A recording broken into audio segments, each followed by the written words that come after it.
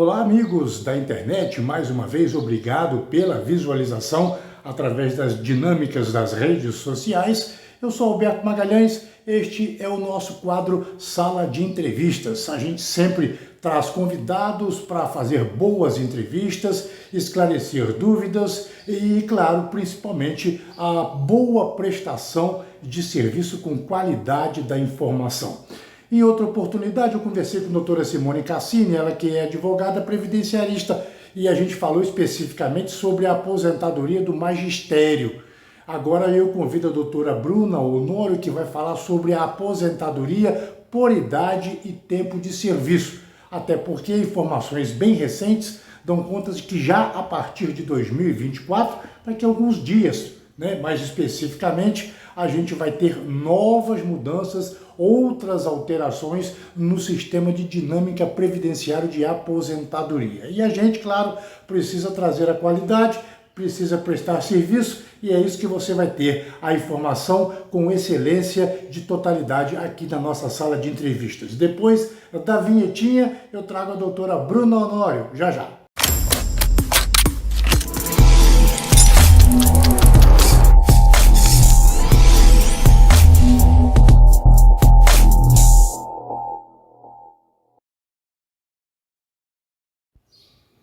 Doutora Bruna Honório, obrigado pela presença, obrigado por aceitar o meu convite para a nossa sala de entrevistas. Bem-vinda! Olá, Alberto. Olá, você que nos assiste. É um prazer estar aqui com vocês, compartilhando informações tão importantes acerca da Previdência. Doutora Bruna Honório, a gente vai trazer aqui a informação para a prestação de serviço com qualidade. A gente, quando fala de trabalho, a gente automaticamente anexa aposentadoria. Tempo de serviço e idade são duas vertentes que estão aí em alta neste momento da Previdência do INSS. Vamos falar um pouquinho sobre esses modais, doutora. Hoje nós temos diversos tipos de aposentadorias disponíveis.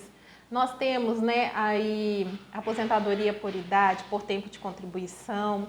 Nós temos a nova aposentadoria, que é chamada aposentadoria programada. Isso porque em 2019 houve uma alteração drástica, nas aposentadorias em geral. Houve ali a reforma da Previdência e essa reforma trouxe grandes mudanças. Então, aquelas pessoas que estavam perto de se aposentar lá em 2019, vão poder ter acesso ainda às modalidades de aposentadoria por tempo de contribuição ou aposentadoria por idade.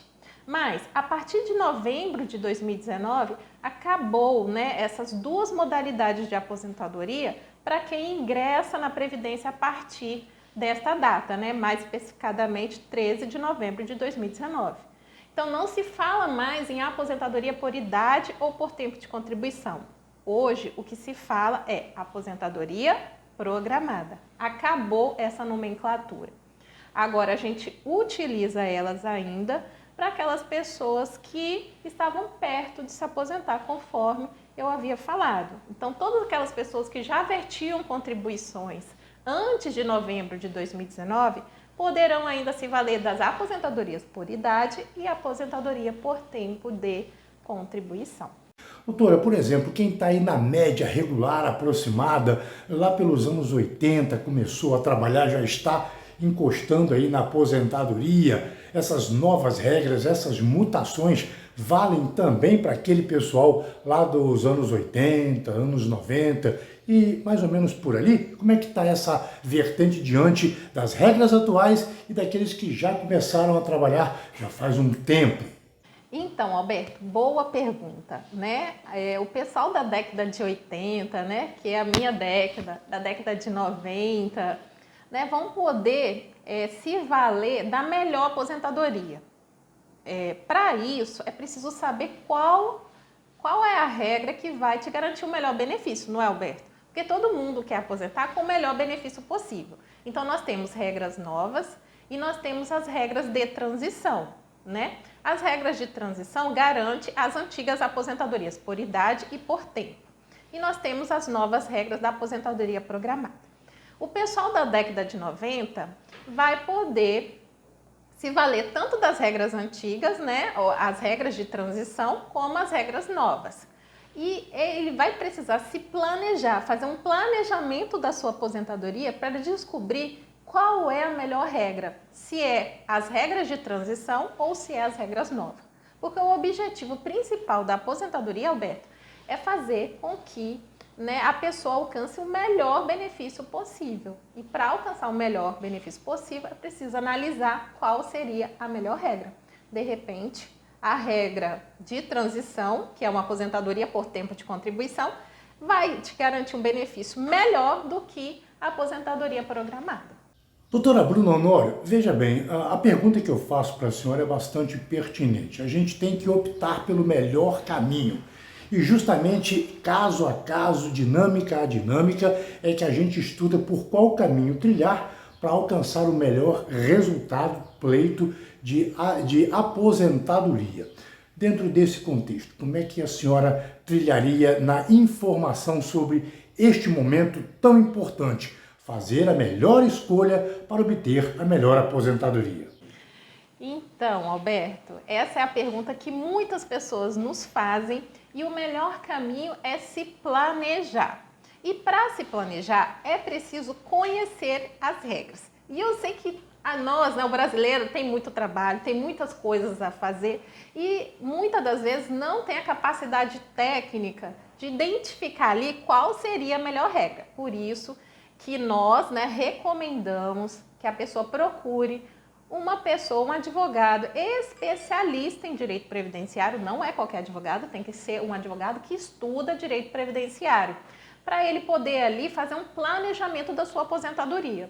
E nesse planejamento, né, vai trazer ali qual seria a melhor regra que vai te garantir ali o melhor salário de benefício.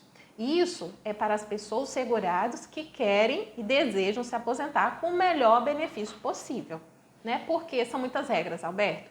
A nossa legislação é ampla, é complexa e só quem estuda é que vai poder ali indicar o melhor caminho. Não adianta o segurado ir lá para o portal Meu INSS, solicitar sua aposentadoria e achar que o portal vai ali te entregar o melhor benefício, porque isso não vai acontecer. Então, a melhor caminho para se descobrir qual seria a melhor regra é por meio de um planejamento de aposentadoria, né, feito por um profissional da área de previdência. Doutora, eu fui abordado recentemente em via pública e conversando com uma pessoa que inclusive acompanha os nossos conteúdos, e ela disse o seguinte para mim: Alberto, trabalhei X tempo lá no passado, parei um tempo, trabalhei autônomo e agora eu voltei a contribuir como previdenciarista da iniciativa privada. Como é que fica ali esse tempo? Trabalhei um tempo, parei, contribuí de novo. Muitas pessoas falam que a gente pode pagar retroativo, mas esse pagamento retroativo, aquilo que não foi pago, ele conta como benefício? Como é que funciona essa dinâmica, doutora Bruna?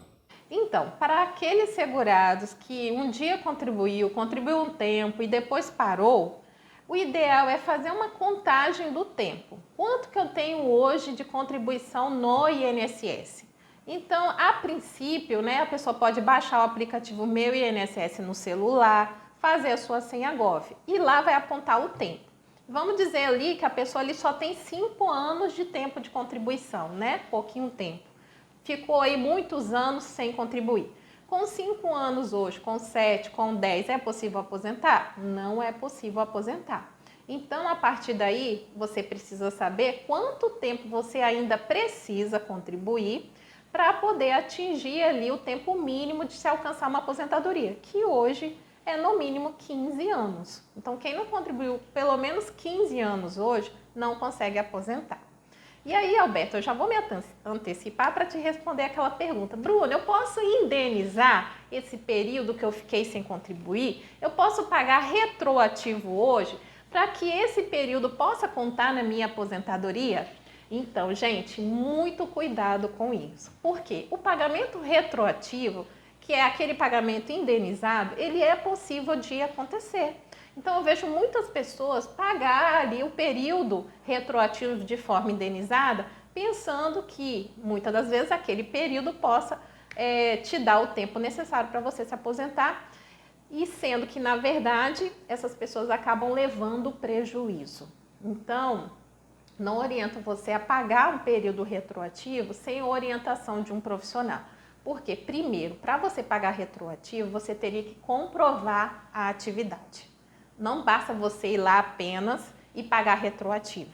Porque paga-se retroativo a pessoa que trabalhou, mas não contribuiu para o INSS. Então, se você quer indenizar esse período, você vai precisar apresentar para o INSS documentos que comprovam o exercício dessa atividade. E se você não comprovar esse período, você não vai conseguir aproveitar esse período indenizado. Um outro dado importante também é que esse pagamento retroativo, muitas vezes, não conta para a carência do benefício. Porque para uma aposentadoria, Alberto, a pessoa tem que ter 15 anos de tempo de contribuição e 15 anos de carência. E muitas vezes o pagamento retroativo, muitas vezes não, na maioria das vezes, o pagamento retroativo não entra no período de carência. Então, para aquela pessoa que quer atingir, por exemplo, uma aposentadoria por idade, que exige só 15 anos de tempo de contribuição, também exige 15 anos de carência.